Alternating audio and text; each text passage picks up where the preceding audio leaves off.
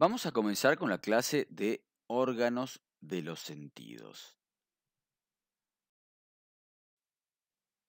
Y estos órganos de los sentidos son 5, y donde tenemos el sentido del tacto en relación con las sensaciones táctiles, el sentido del gusto, que nos da a conocer el sabor de los cuerpos, el sentido de la vista, que responde a la luz y nos proporciona datos sobre la forma, tamaño y color de los objetos luminosos o simplemente iluminados, el sentido del olfato, que nos permite recoger distintos aromas, y por último el sentido del oído, que nos permite captar los sonidos.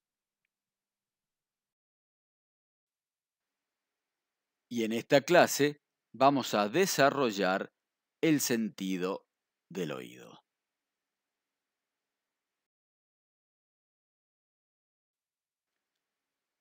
El oído es un órgano receptor de las ondas sonoras transmitidas a los centros nerviosos.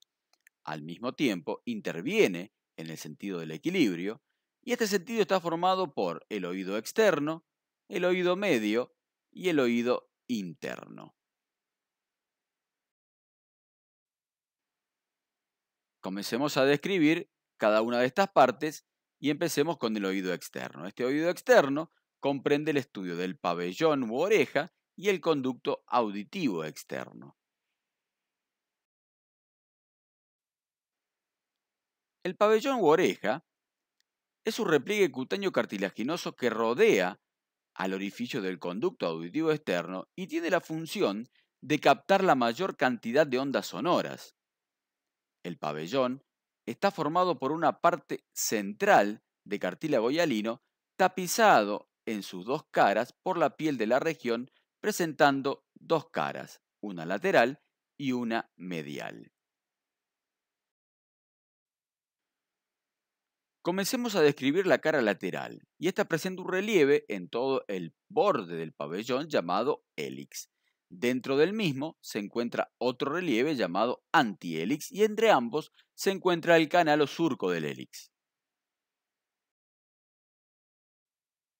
Este antihélix se bifurca en la parte superior formando la fosita navicular o triangular.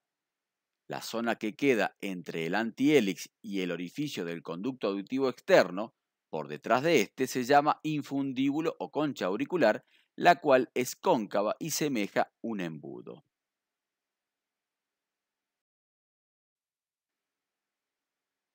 En la parte anterior del orificio del conducto auditivo externo se encuentra una prominencia llamada trago, y por detrás se encuentra el antitrago, separado en su porción inferior estas estructuras por la escotadura intertrágica.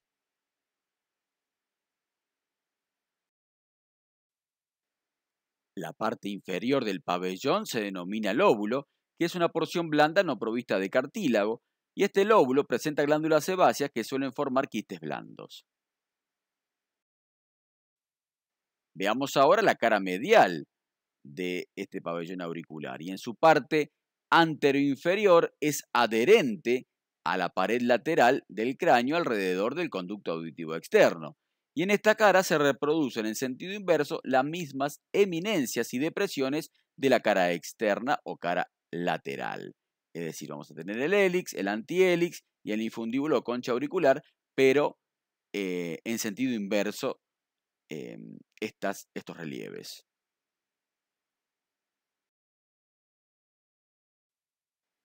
Veamos ahora el conducto auditivo externo.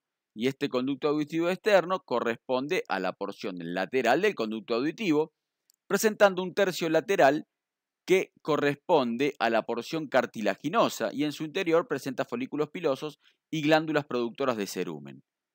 En sus dos tercios mediales corresponde la porción ósea formado por el hueso timpanal y la escama del temporal.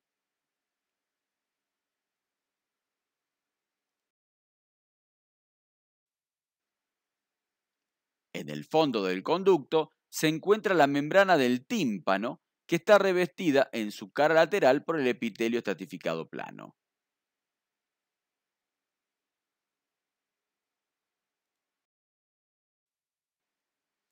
Veamos ahora el oído medio. y el oído medio es una cavidad llena de aire excavada en el hueso temporal, situado entre el conducto auditivo externo y el oído interno. Contiene una cadena de huesecillos, que son los huesecillos del oído, y consta de una parte central, la cavidad timpánica, que se comunica adelante con la faringe por la trompa auditiva y hacia atrás se comunica con las cavidades mastoideas. El oído medio corresponde a la caja del tímpano, que tiene la forma ligeramente rectangular aplastada de adelante hacia atrás, presentando 6 paredes: una pared lateral, una pared medial, una pared superior, una pared inferior, anterior y posterior.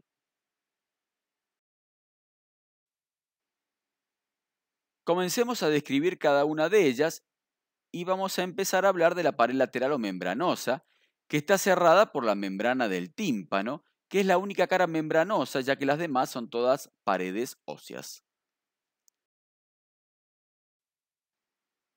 Esta membrana del tímpano es delgada y transparente, de 1 centímetro de diámetro, y se inserta en el surco timpánico del hueso temporal, al cual está unido por el ligamento anular o rodete de Gerlach, que es un fibrocartílago.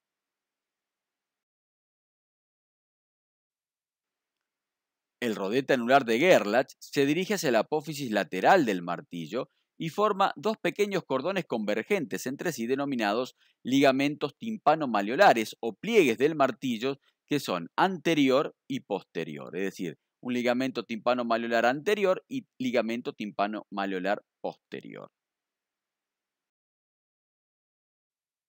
La zona comprendida por arriba de estos, donde falta el ligamento anular, se denomina zona flácida de Shrapnel.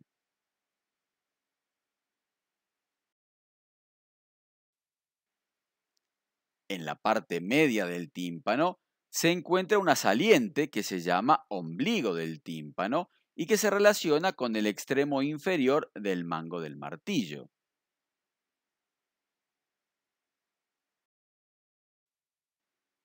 Por otoscopía se divide la membrana del tímpano en 4 cuadrantes. Teniendo en cuenta el ombligo del tímpano, vamos a tener 2 cuadrantes retroumbilicales y 2 preumbilicales.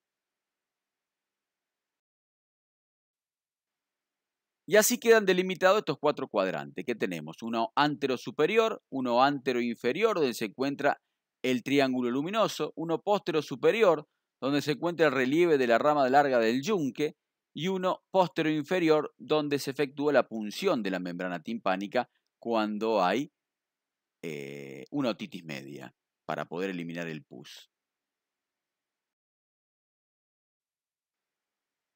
Y esta es la imagen de la membrana timpánica cuando uno la ve por otoscopía, en donde vamos a observar en el cuadrante antero superior a la apófisis corta del martillo, al ligamento timpano-maleolar anterior, en el cuadrante antero inferior al triángulo luminoso, la par flácida, el ligamento timpano-maleolar posterior, y en el cuadrante posterior inferior sería el lugar donde se hacen las punciones de la membrana timpánica. También vamos a observar el mango del martillo y el ombligo.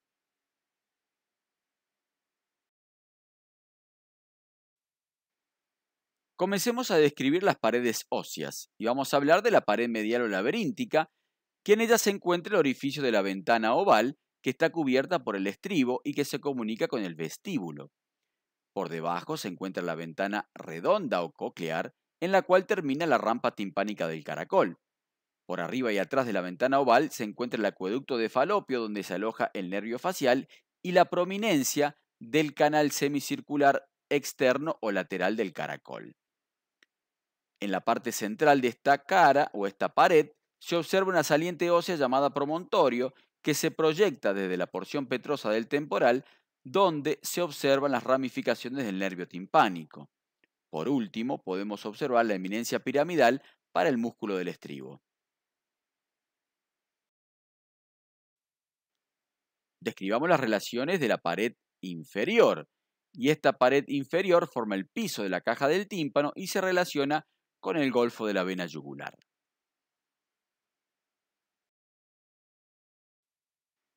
Describamos ahora la pared superior o techo, y está formada por una lámina delgada ósea, que es el techo del tímpano, denominado tegmen tympani, que separa la cavidad timpánica del piso de la fosa media de la cavidad craneal.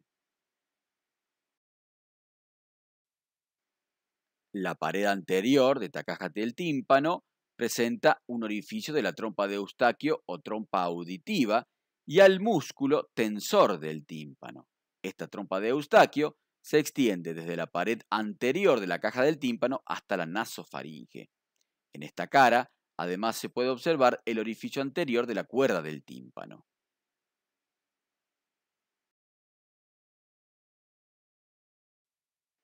Por último, describamos a la pared posterior o mastoidea, y en esta se relaciona con las apófisis mastoides, a través de la celidilla mastoidea se comunica, y con el orificio de entrada de la cuerda del tímpano por el cual pasa la rama del nervio facial que penetra en la cavidad timpánica.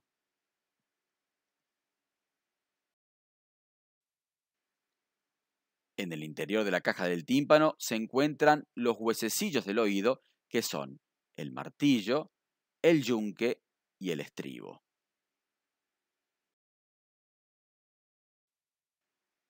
El martillo es un hueso que presenta una cabeza de forma ovoidea que se articula por detrás con el yunque. Además presenta un cuello aplanado, un mango o manubrio y una apófisis externa lateral o corta y una apófisis aguda, larga o anterior.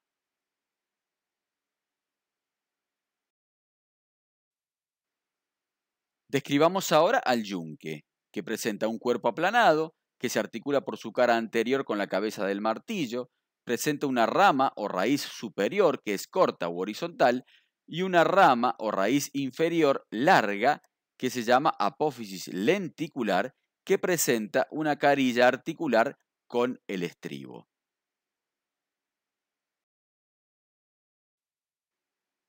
Por último, en la descripción de los huesecillos del oído vamos a estudiar el estribo, y este se extiende desde la raíz inferior del yunque hasta la ventana oval, ya que a través de su base va a cerrar a la ventana oval y presenta una cabeza que se articula con la raíz inferior del yunque, un cuello y dos ramas que unen a una base.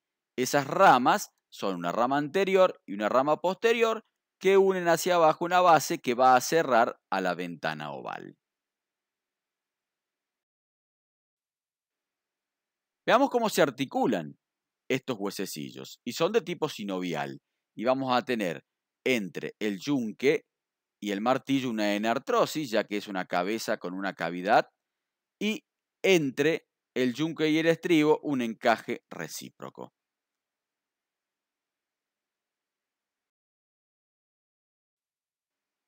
Veamos los medios de unión entre los huesecillos y las paredes de la cavidad timpánica.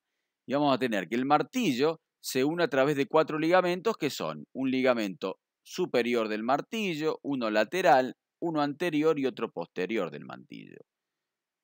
El yunque tiene dos ligamentos, un ligamento superior y un ligamento posterior del yunque, mientras que el estribo está unido al reborde de la ventana oval a través del ligamento anular, que de esta manera cierra a la ventana oval.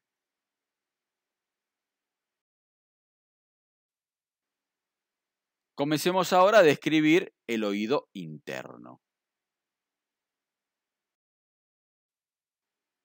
El oído interno está formado por un conjunto de cavidades óseas excavadas en el espesor de la porción petrosa del temporal, ubicada medialmente y por detrás de la cavidad timpánica.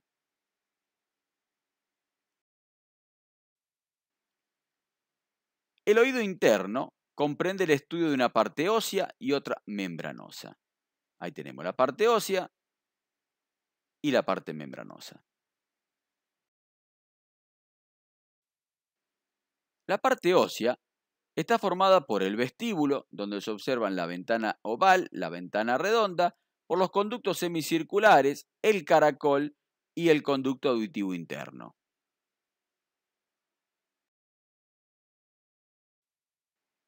El vestíbulo óseo es una dilatación ósea situada en el peñasco que se pueden describir 6 paredes, una lateral, medial, anterior, posterior, superior e inferior.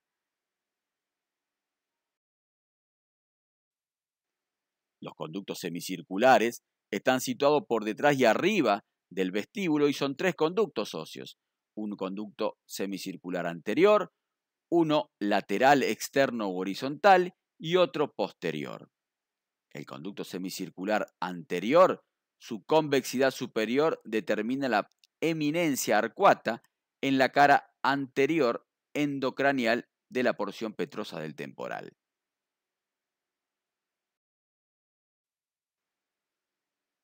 El caracol óseo se origina de la parte inferior del vestíbulo y está formado por un eje central, modiolo o columela, alrededor del cual se arrolla la cavidad coclear o conducto espiral. Veamos ahora la parte membranosa del oído interno, y esta se va a encontrar en el interior de las estructuras óseas. Por lo tanto, dentro del caracol óseo voy a tener un caracol membranoso, dentro del vestíbulo óseo voy a tener el utrículo y el sáculo, y dentro de los conductos semicirculares voy a tener los conductos semicirculares membranosos.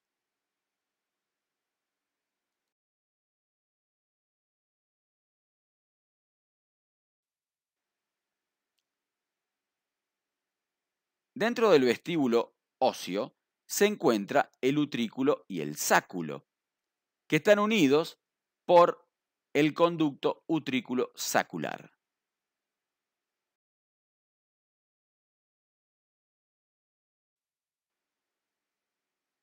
En el epitelio que reviste a estos sacos se encuentra una zona sensitiva llamadas máculas, que son receptores nerviosos para el equilibrio, y estas máculas se encuentran revestidas por una membrana otolítica.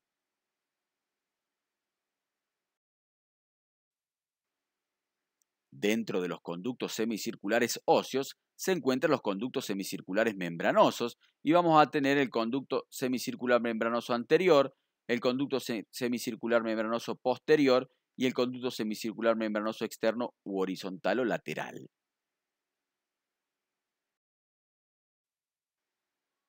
En cada una de las ampollas membranosas presentan las crestas ampulares para las terminaciones nerviosas del nervio vestibular, que son las zonas del equilibrio y que son semejantes a las máculas del utrículo y del sáculo.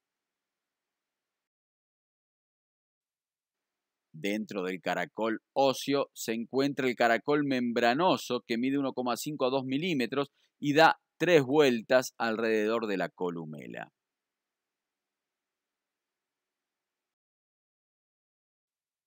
Por último, una sección transversal del caracol. Se puede observar allí el órgano de Corti, que es un órgano de la audición y desde donde van a nacer las fibras que forman a la rama coclear del nervio acústico.